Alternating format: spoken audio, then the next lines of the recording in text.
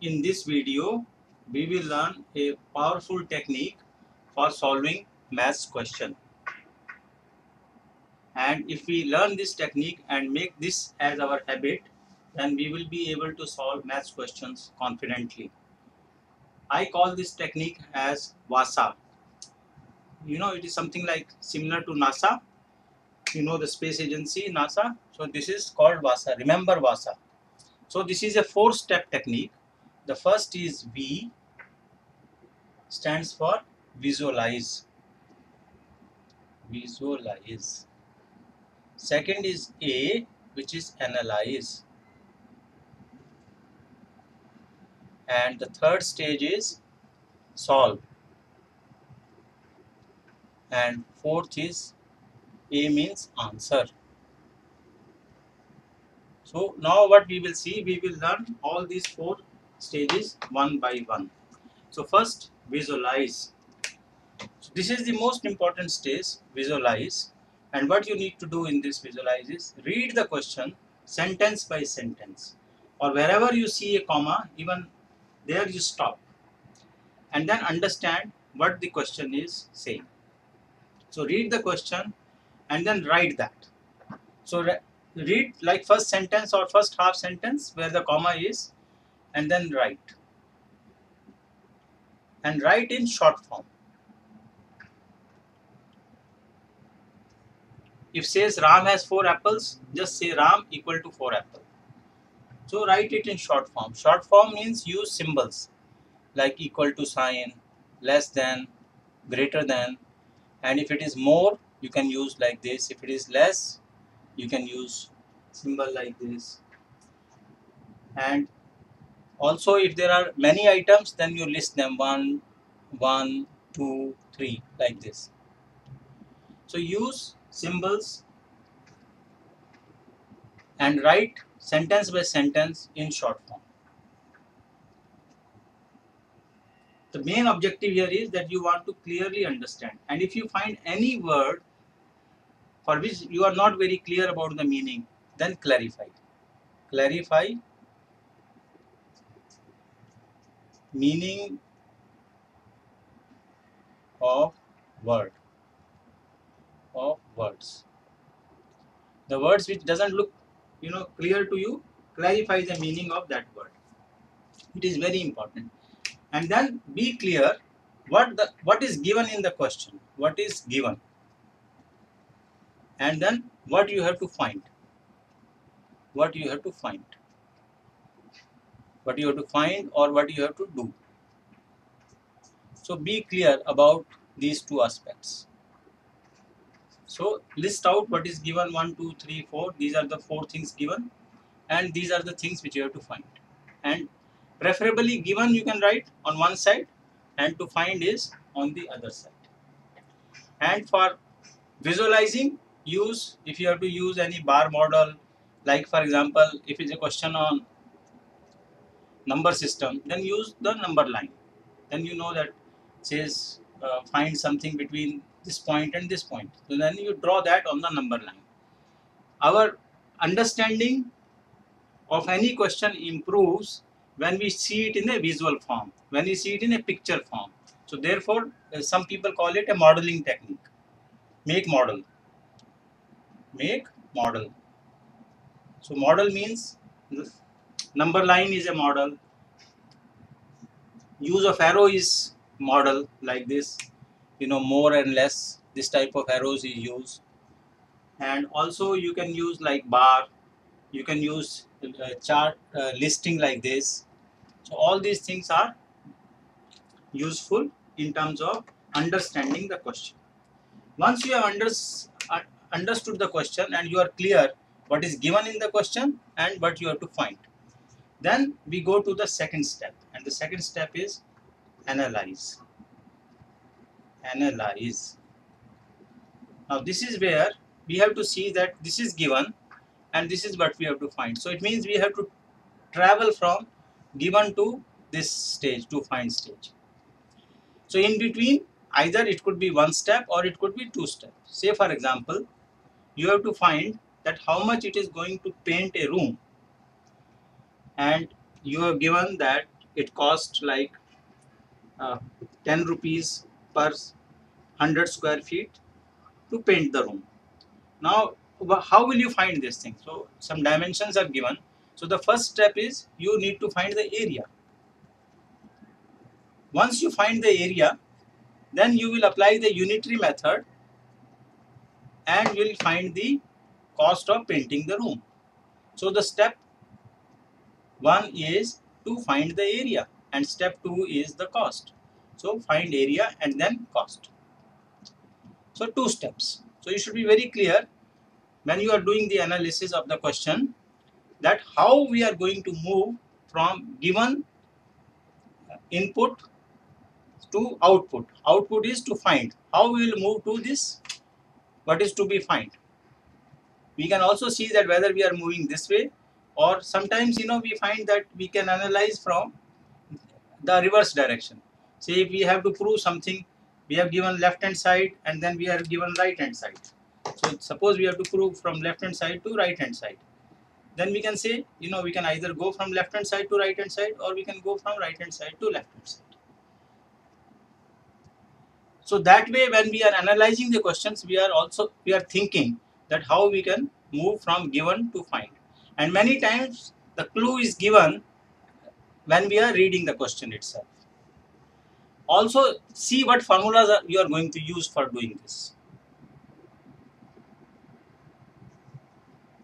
And remember your formula. So if there is one formula, two formula, whatever it is, 1, 2, and it may not be a bad idea to write those formula again on the paper, so that when you are applying the formula, you are not confused. So when you are analyzing step number 2, that is the time you can start writing the formula. This is the formula I am going to use. After, and you can use rough work, you can use rough paper for analysis. So for example, you can just take a rough paper and then see, oh, this is the way I am going to do it. If there are many steps, if there are like 2-3 steps, sometimes it is difficult to see all the steps ahead. So it is very important that you have to see that I will first find this, then I will find this, then I will find this. Like that I will go in 3 steps. So this will give you a roadmap or an approach how you are going to solve the question. Then the third stage is now actually solve the question. Solve the question. So you have analyzed, you are very clear that how you are going to solve the question. Now you want to solve the question. Now solving the question, now because you have analyzed it clearly, you have already written your formula, you are ready to solve the question, and it should be quite easy now. That is only now doing the work. But this is very important. When you are doing this thing, it is very, very important that you should do neatly,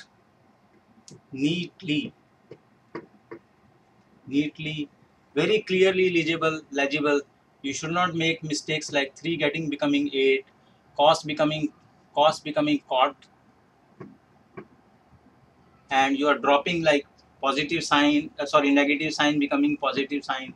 So when you are copying from one step to another step, then you are making mistakes, and you may call them as silly mistakes, but that is where you lose marks.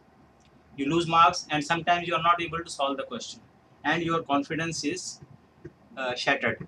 So it is very, very important. The solving stage is very, very important. You have to do all the steps neatly, clearly. If you don't do that, chances are you will not get the correct answer. So keep enough space on the paper. Don't do khich-vich. Don't do like overwriting and all those things. Write clearly and neatly. Your writing may not be the best, may not be very like looking very good, but you can always write neatly. This is very, very important, that if you don't write neatly, you will not, chances are you will make mistakes and you will not be able to get the solution clearly. So, and if you are not, and also another advantage is when you are writing neatly, the examiner will see that, oh, it's a very neat work, and then he will be able to mark your question very quickly, and therefore he knows that you have done, and then next question also he will be very impressed and he will do the same thing. So he will tend to give you full marks for most of the questions. After you have solved the questions, your job is still not over. You have to be very careful of the fourth step. And the fourth step is you must answer. You must write your answer. Fourth step is you must write answer. Answer.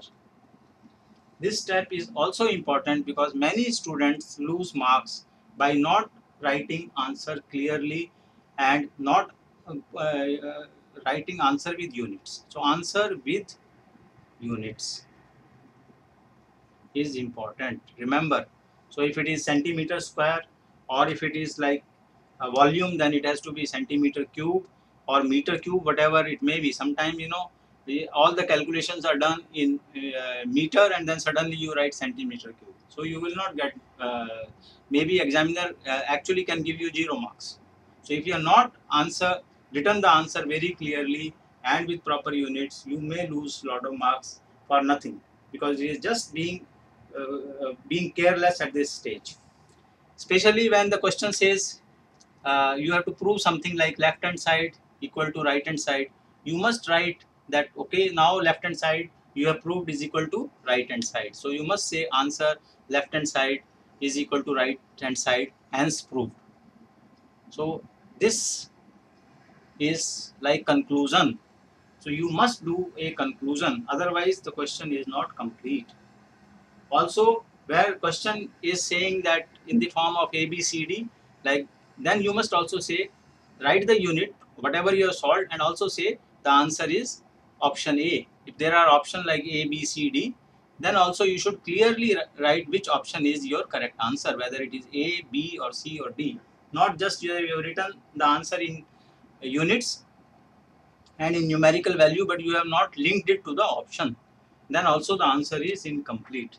And after you have completed the question along with the answer, then draw a line. It is also important, it's a good habit that once you have completed the full question, then draw a line, because this line makes it clear to the examiner that this question is now complete from your side. Also, if the question has many parts, then make sure that you solve all the parts. And therefore, it was very important when you are visualizing the question, very clearly you specify what you have to find and how many parts are there, whether it's 1 part, 2 part, 3 part. I have seen many students sometimes, you know, they, oh, I have just forgot the third part. I did only the first and second part. So you lose one third of the marks. So that is why you have to be very, very careful in terms of visualization and put it very clearly that this is given and this is what you have to find. So what we have learned in this video, we have learned a very, very powerful technique to, which is I call it VASA, for solving maths questions. And if you follow this technique, you will be able to solve questions very confidently. And the technique has 4 parts. First part is visualize, V for visualize, A for analyze, S for solving, and A for answer. And if you visualizing will give you better understanding of the question. You have to understand the question very clearly, what is given and what is to be found. Then in analyze, you are very clear about what steps you are going to follow, what formula we are going to use. You can use rough paper for analyzing. And for solving, most important point which you have to remember is, when you, because you now you know the question, you have already analyzed, you know how you are going to solve the question. You must write neatly, step by step, and make sure that you don't make mistake like 3 being converted into 8, cos becoming converted into cot, the negative sign is dropped. So all these types of silly mistakes are very, very often made by students while solving the question. They know the question, they have already analyzed the question, they can solve the question, but they have made mistakes.